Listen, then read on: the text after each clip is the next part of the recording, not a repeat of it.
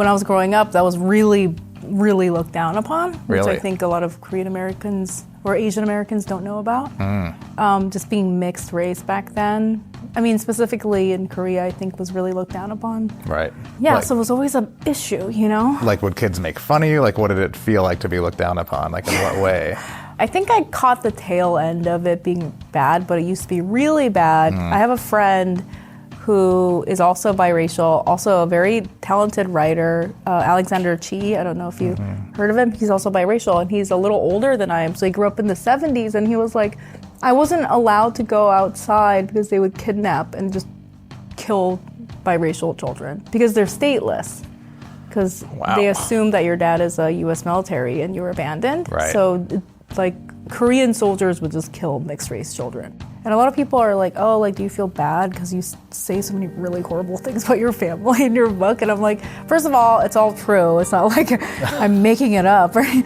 But then I'm also like, no, I don't feel bad because I don't think I was saying something bad. I was just saying something, like, real. Right. Like, this is just how families behave toward one another. And then, you know, I go into the 23andMe story that I had. Oh, wow.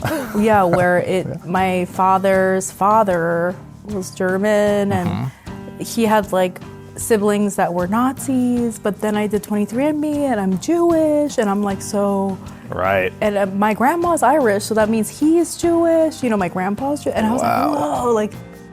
Welcome to Identified, where we explore, challenge, and redefine the traditional concepts of family and identity. In this episode, I'm joined by author, comedian, and podcast host Youngmi Mayer. Oh, well, in my memoir, I go back to my grandmother, both grandmothers, like 100 years or so. And I explain why I talk about that.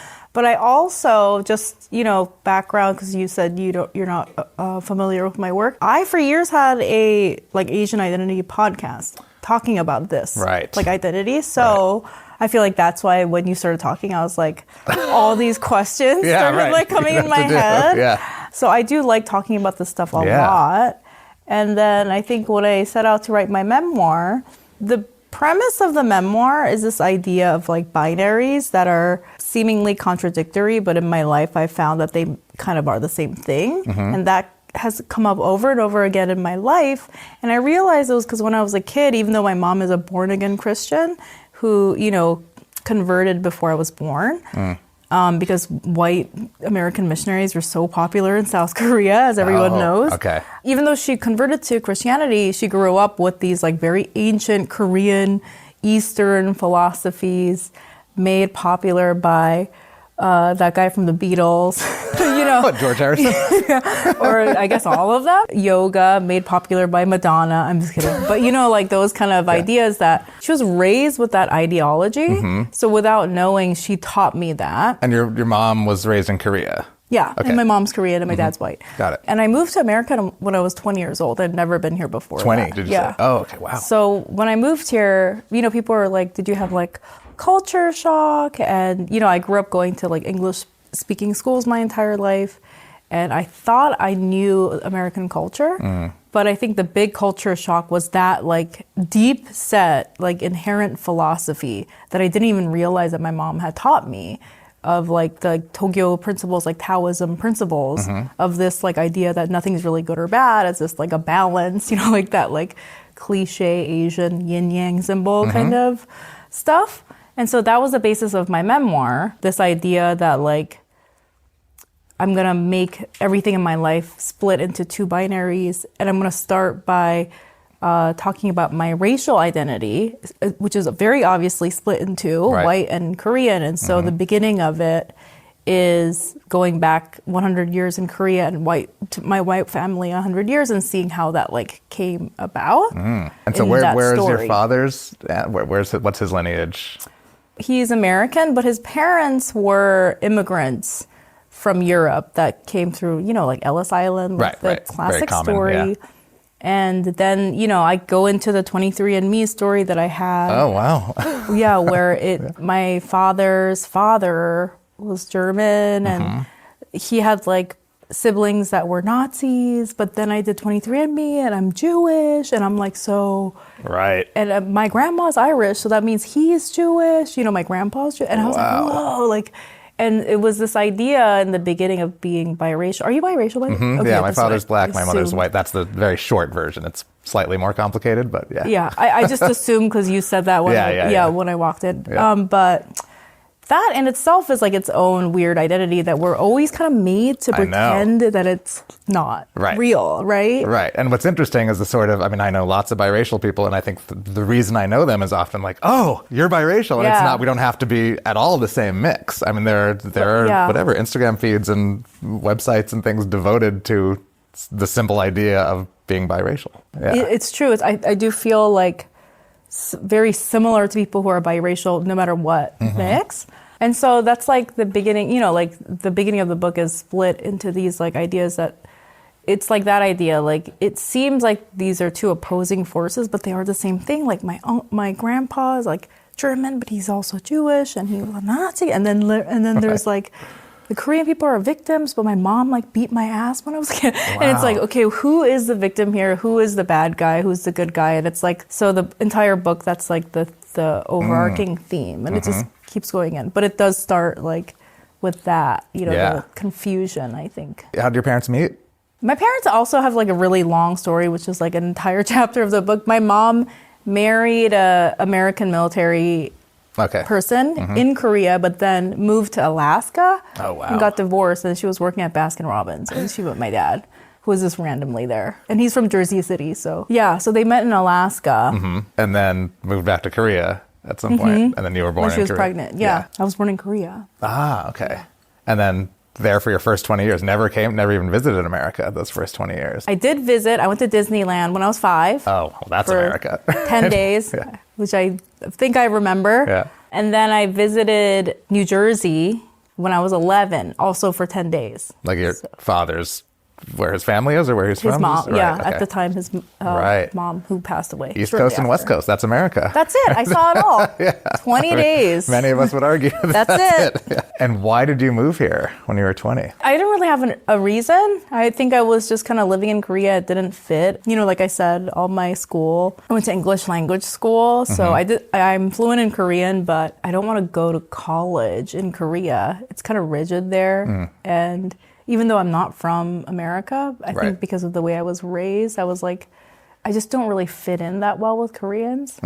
So was everyone fully Korean and you were half not Korean? Is that kind of what it felt like? And that was like a big thing growing up too, because it was like back in the 80s when I was growing up, that was really, really looked down upon, which I think a lot of Korean Americans or Asian Americans don't know about.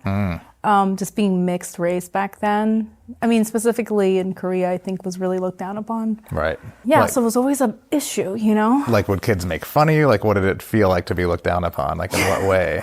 I think I caught the tail end of it being bad, but it used to be really bad. I have a friend who is also biracial, also a very talented writer, Alexander Chi. I don't know if you heard of him. He's also biracial, and he's a little older than I am. So he grew up in the 70s, and he was like, I wasn't allowed to go outside because they would kidnap and just kill biracial children because they're stateless. Because they assume that your dad is a U.S. military and you're abandoned. Right. So, like, Korean soldiers would just kill mixed race children, like on the street, because you couldn't go to jail if the person like doesn't exist. It was like very bad, it was like this post-war sort of. And so I caught like the tail end of that, but it was like that kind of stuff. But did you know that as a kid? No, like, of course, yeah. Thank God. I would never leave, right? I didn't know until recently, like probably my 30s. Yeah. That's terrifying.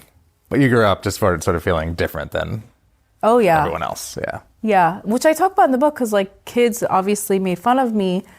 But then I look at like pictures of, growing up in Korea, and it's so funny because in the school picture, I look like barely different. Like I'm barely like slightly taller or like slightly bigger, like slightly browner hair, but it's just that all the other kids look exactly the same. Right, so you still Korean. pop out. Yeah. So it's just like, oh, there I am. But it's like, I'm like, how did you guys even see this? It was like so like minute, but right. Yeah. So my father's black, mother's white, only grew up with my white mother. And as a kid, I looked much more black, meaning like I had like a big 70s afro. Like I was like, looked like a kid in New York in the 70s. And I was born here in New York. We lived in Cambridge, Massachusetts, Amherst, Massachusetts, and then back to New York all in my first 10 years. And all of that, which I remember really well, was like super hippie, incredibly diverse, like truly diverse. Kids of so many mixes and races and so many kids with single parents. Like it was really interesting because I was super, super normal. There was nothing interesting or exotic or weird about me being a biracial kid with a single mother in any of these places, to the point where like I just thought that's what the world was, which was incredible. And then when I was 10, we moved to Salt Lake City. Oh, no. Which is not that at all. It's, a super white place. Yeah. And not just the whiteness, but like it's a super family place. The Mormons, of course. So most people had two parents, many siblings. I had friends who had, 4 or 5 brothers and sisters. And so it was so weird to suddenly go to this place and just have it flip and be the complete opposite. But what was weird, the thing I keep falling back on is that I think I had such a good base and so much sort of confidence because of that, that even though for sure kids are like, let me touch your afro, what's your weird name, like all those kinds of questions, I just like didn't really put up with it and just kind of like, I didn't feel bad. I knew that kids had questions, but it didn't feel like they were being mean to me. It felt like, I think I understood like these people just don't understand because they've never been around this. Yeah. And so in a way I have to be this like friendly ambassador, and that's kind of bullshit, but they weren't beating me up or making fun of me. They just had tons of questions. So it's... Yeah, I mean, I feel like dealing with that kind of racism, I know there's like so much language around that, like microaggressions or like getting othered and things like that. Sometimes it's hard though, because I think when you deal with overt racism where people are actually saying slurs to you, you can be angry and be upset about it and have like allowance for that.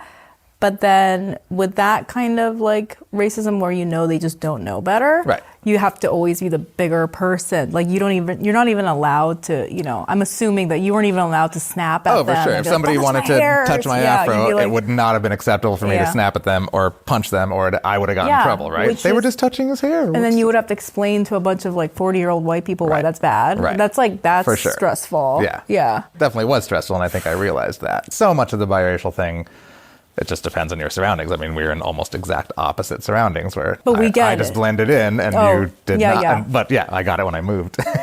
Well, even that experience of you living in Salt Lake City, again, like me being a biracial person we have such different lives. Right. That was probably very close to what I experienced in Korea, because it was just like people being like, look, and I'd be like, it feels bad. Like I have to explain to you why that feels. And they're like, why does it feel bad? Like, I wish I could look like you. Yeah, or like they were just like, I don't even know if that's what the Koreans were going for, but they were like, I don't know. And I was like, please don't scream. I mean, it is funny looking at like my Salt Lake City class picture versus my New York class picture the year before. It's That's definitely so like, funny. yep. Wait, why did you go there? My mom worked for American Express here, and they moved a big part of the company there, and she's just like, let's try it. We can always move back. Well, where's your mom it ended up being great. Okay. Yeah, it was, and she was always very conscious of all of this and really protective, and we were in good neighborhoods and good schools and everything. It ended up, I really actually like enjoyed being there and had a good upbringing, but it was different. Can I ask a personal question, just because I know you wrote a memoir? We're on a personal podcast. Yeah. What did your mom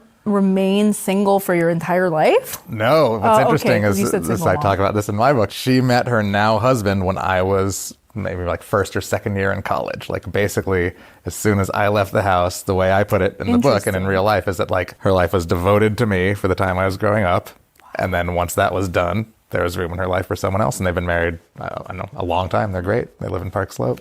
It sounds like she really had like a plan. Like, I want to have a baby with this guy. Which I'm going to raise the baby. I know, it makes sense to have a plan, but it's crazy how much and how well she carried it out. That's the harder at 22 years old? Yeah. Wow. I know. Good for her. Did you grow up with siblings? I have a sister, but she's my half-sister from my mom's marriage to the Army, the American Army. Right, guy. okay. But same racial mix. Yep. Interesting. Yeah, and she looks...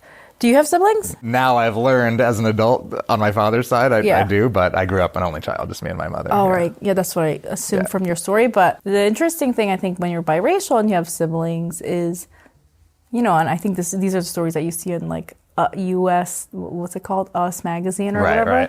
Right. Where one person will come out looking super white and the other person will look, the whatever other race. Yep. My sister growing up, she looked just like Sissy Spacek. Like she had freckles. She just looked like a white girl. Like Pippi Longstocking. Right.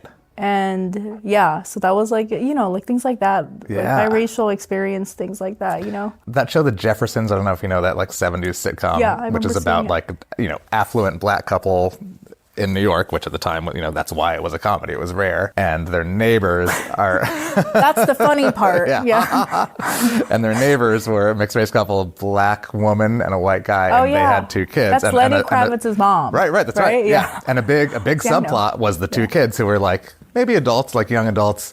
One kid was black, one kid was white, basically. But I don't remember that. It's really interesting and how their lives were different and how they were treated. It's a fascinating like subplot of that show. A lot of those shows, like funny sitcoms, are pretty serious in actuality.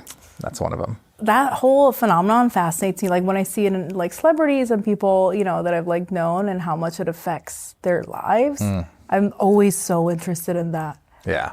Wow. So you were, can I ask another personal question that has like, course, I'm really jumping. This is fine. This might be really, I always wonder about this. Or you're married. Okay, what is the race of your partner and what race did you end up dating? Is that too personal? Because I always wonder with biracial people. My wife is a white Jewish woman from Los Angeles. Funny thing is, like, in Salt Lake City in high school, I didn't like have girlfriends, but I went to like I went to the things, like the social things, and I would ask a girl and we would go. So those were 100% white women, but that's like, I talk about this in my book, like that's what there was. So it wasn't even necessarily that I was choosing that. But then I went to college outside of Seattle in Tacoma to a pretty white, you know, like fancy liberal arts college, all white people there, white women. And then in like my adult life, not like long term, but I've dated people of different races. Okay. But never long term, though. Mostly white people? Mostly white people. Well, because I feel like, as an Asian biracial person, the race thing, as an Asian woman, an Asian presenting biracial woman, the race and dating thing comes up a lot.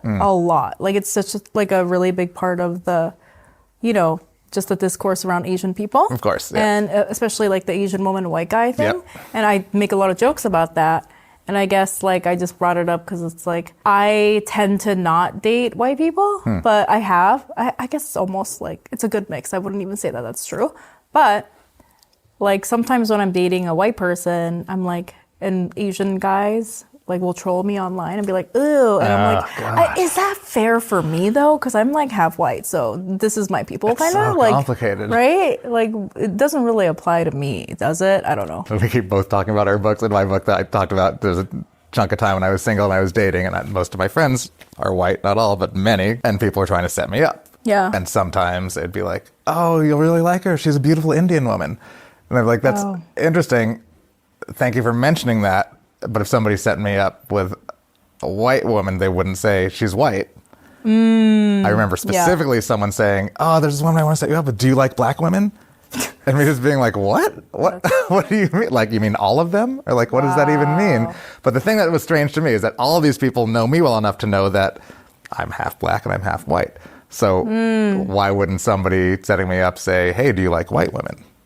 But it's because white is the default. Yeah. And anything else needs to be mentioned, but white doesn't need to be mentioned because that's sort of the assumption. Do you think your friends see you as a white person? Kind of. Your white friends? Yeah. Yeah. Yeah. In good ways and bad, if that makes sense. Mm-hmm. I mean, my name, which has nothing to do with my race, it's a Middle Eastern name that my mother and uncle got from a book. Oh, wow. So when I get the where are you from question, it's partially because of how I look. It's largely because of my name. Right. And people, of course, make you go through all this stuff, you know, and I really drag it out for people. I make it painful when people ask that question because fuck them. So it's... Oh, really? Yeah, I hate that question. So, and because it's not... I wouldn't hate the question, what's your racial background? But where are you from is like such where are you from? Yeah, of course, everyone hates that. Wimpy version of asking that. It's like, if you wanted to know that, you should have asked that. So when people say, where are you from? I say, I'm from New York. And they say, oh, no, where are your parents from? I say, oh, sorry, New York and Los Angeles. It's so, and I keep making them do it because it's just fun. Make them racist. Yeah, right. The whole explaining that part of my life is like, I think I have PTSD from it. And it's made me just like, really, I think part of it makes me hate social situations because I know I'm going to be in a situation where I have to talk about where I'm from. And then now I reduce it down to like, people will be like, oh, where are you from? And I'm like, Korea. And then they're like, when did you move here? And I'm like 20, and they're like, why do you speak English? And I'm just like,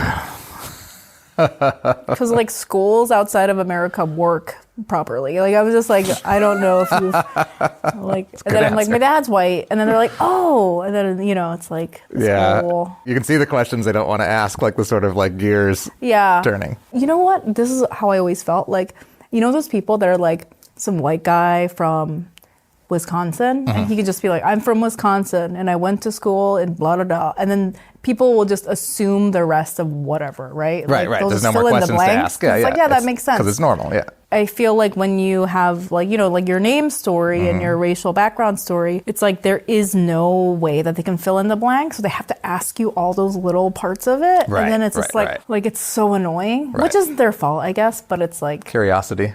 It gets tiring. So, are you close, or did you grow up being close with grandparents on either side, or with like extended family? No, all my grandparents died. So my grandfather, the German one, like ran away with the family money, and just like a bad guy, like was an abusive person. My grandmother, I only met once, that time in New Jersey, and then she passed because she was sick. At the time, she had cancer. That's why my parents... It was on your dad's side? Yeah. Okay. So my white grandmother passed when I was 11. And then my grandfather died, 50 years before I was born or whatever. Right. Or when my mom was 4. Right. My Korean grandmother died when I was 2. So I didn't know any of them. Right. And they were all, I think, older. Yeah. Which is interesting because my grandparents are older. When I talk about them, I'm talking about, the 1905. Right, you know what I mean? More than 100 years ago, yeah, right? It's nuts. Yeah. Wow. It's interesting. Are there any other cousins or anything? I'm just curious if there's other family members that you connect with on either side. So my Korean family is really big, huge. So I have a lot of Korean cousins. My dad was an only child, so I don't really know anybody on his side, but he did have uncles and stuff, but I've never really met any of them. And you have a child? I have a son. You have a son. Mm-hmm. How old is your son? He's 10. Oh, wow. Yeah. And you're a single mother, right? Mm-hmm. Yeah. So, my ex-husband and I are close. We co-parent and we live 3 blocks away from each other. Right. Yeah. And so we co-parent and it's pretty great. I think that I feel like whenever I talk about this, I want to quote Cher because she's always I love being divorced, I think. She said something like that. And it's pretty great. I think in a lot of ways it works with my personality that I've always kind of wanted this lifestyle. But yeah, I don't know if it has anything to do with my biracial identity. Right. What your ex-husband's race is and how your son identifies racially. So my ex-husband is Korean, but he's adopted, which actually I do talk about a lot in the book. Sorry, now you're we keep being our books available now everywhere. There's a lot of Korean adoptees, which I'm sure everyone notices. And I talk about the history of how that came to be. And it's actually very deeply intertwined with biracial Korean children because the American company, that was set up by missionaries because they saw the stateless biracial children being abandoned. Oh. And partially, and then of course, full Korean children being abandoned because it was chaos after war. And they set up that missionary to help these abandoned stateless children because they saw a lot of these biracial kids. And, they're white people. They're that's kind of a white person. One of them looks like Pippi Longstocking, right. The freckles, and I feel bad for that one. And they were oh, these children are stateless. They don't belong to Korea because of a law that went into place in 1943 saying that nationality is tied to your father's, in Korea. So if you don't have a Korean father, you're not a person, right? You're not Korean. Right. That's how that adoption industry started in Korea. And then, as we all know, it exploded. And so I write about in the book a lot that I really relate to Korean adoptees. And we have this similar, 2 sides of the same coin thing where I, in Korea, am not accepted by Koreans because I visibly don't look Korean to them. But I'm very Korean because I'm from the country and I speak Korean fluently and culturally I'm very Korean. But then Korean adoptees are the opposite, where they look very Korean, but they don't know anything about Korea. It's interesting to go back to the question you asked me about friends and about race. I forget about this, but I think for most of my life, especially when I was younger and had an afro, white people can't figure out, and this is a very wide generalization, but from my experience, white people can't figure out what I am and have a lot of questions. Black people see that there's a black person all the time. How does that feel for you? I like it. It's always felt validating, and it started to happen. That must feel good. Started to happen in Salt Lake City, in the rare occasion that I would be someplace at a show or someplace where there were black people, and I would get these nods, and I'd be like, "What's that?" That's amazing. I love that. And I would nod back and be like, "Oh, there's like a secret club here in Salt Lake City." See, I feel like I've heard black people talking about this, and I'm so jealous because Koreans are the opposite. Really, no nodding going on. Koreans to each other probably have a nod, but not like the biracials are like.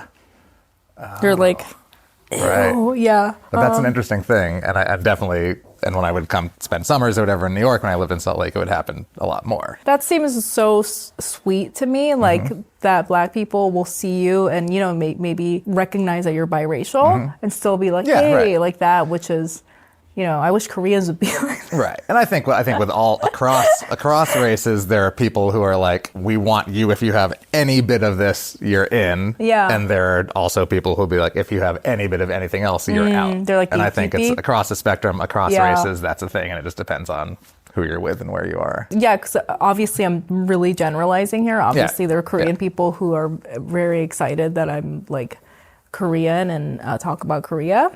I think I've felt that when I go to Korea and they see me and they're like, oh, you're foreign or a mixed race person. And then I speak Korean fluently and I just like, I act very Korean, obviously, because I grew up there.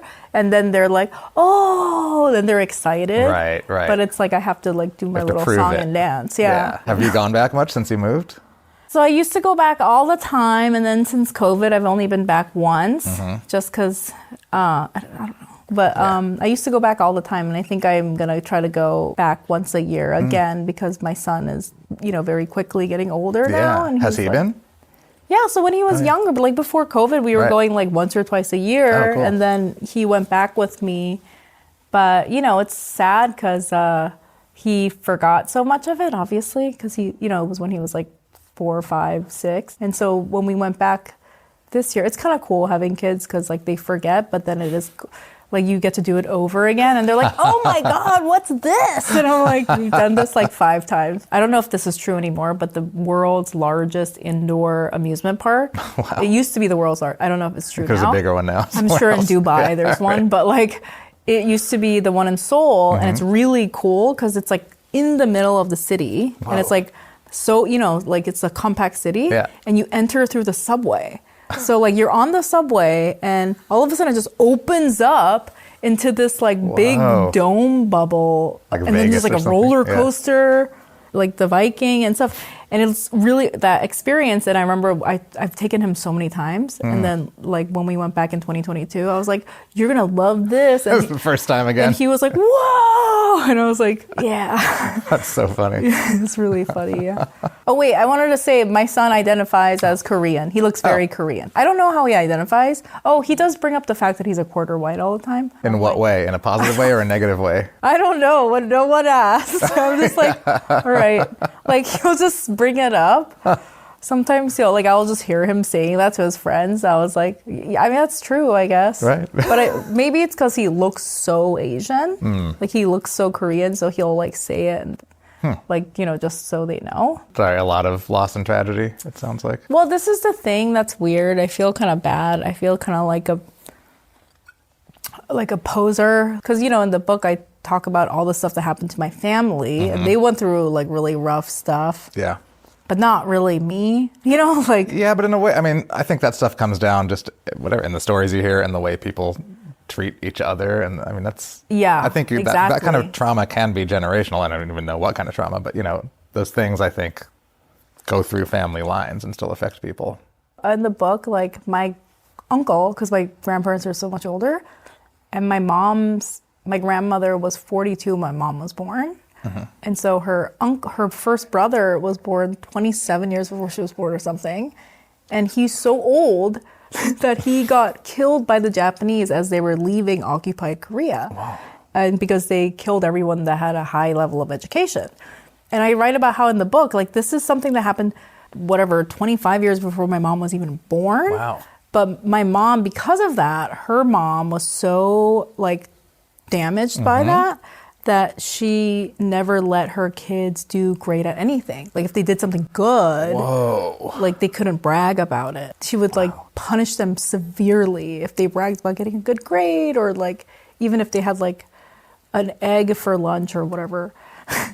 This is my mom's funny like being poor stories. And I like recognized when I was older that my mom treated me like that. I would get so punished if I bragged, and I could never show off, never talk about something that I did good. That's like stayed with me till this day. Like I'm like really embarrassed if I do well. Fear of success instead of fear of failure, I think, because I think I'm going to get punished. And you know, it's kind of like that, like what you said, like I was like, why do I feel that way? Oh, it's because of my grandma and that something that happened like 90 years before I was born, you know? Wow. Yeah, it's like that kind of stuff. Do you think you put that on your son at all? I hope I don't, but I think the ways that I do, it's invisible to me. Yeah, right. Yeah. Yeah, wow. What is family to you? Oh God, what is family? I think family is, I don't know. I don't know what family is. I have a weird like relationship, I think. I still think that maybe deep down inside, I have a very old view of what family means. And it's probably the traditional sense of like a bunch of people that maybe some people I like, but some people I don't like that I'm related to and I have to see once a year. Like that's probably at the core of what I truly believe the word family means. Right. I don't think I can shake that. And in a weird way, you know, I do talk about a lot of like the trauma of what I experienced at the hands of my family in my book, but I like still deeply love and care about them. And I think it's like something that's primitive, you know? It's like something that is a connection that is just so much older than intellectual that I can't get out of. Right. And a lot of people are like, oh, like, do you feel bad because you say so many really horrible things about your family in your book? And I'm like, first of all, it's all true. It's not like I'm making it up, right? But then I'm also like, no, I don't feel bad because I don't think I was saying something bad. I was just saying something like real. Right. Like this is just how families behave toward one another. Yeah. And it's your book. Yeah. They can write theirs. Yeah, that's what I think family means. I can't get behind these like woo-woo, like it's who you choose to love or whatever. It's like, no, family is like that mean old Korean lady that hits you when you show off about your job, your raise or something. Yeah. Wow. Thanks for tuning in. Please consider subscribing to Identified wherever you get your podcasts so you don't miss an episode. We're on YouTube, Apple Podcasts, Spotify, and all other major streaming platforms. And be sure to explore identifiedpod.com, the place to gain a better understanding of family. Our executive producer is Kiran Banerjee, and the show is produced by Palm Tree Island. The music for Identified is by Noella and Patricia Brennan.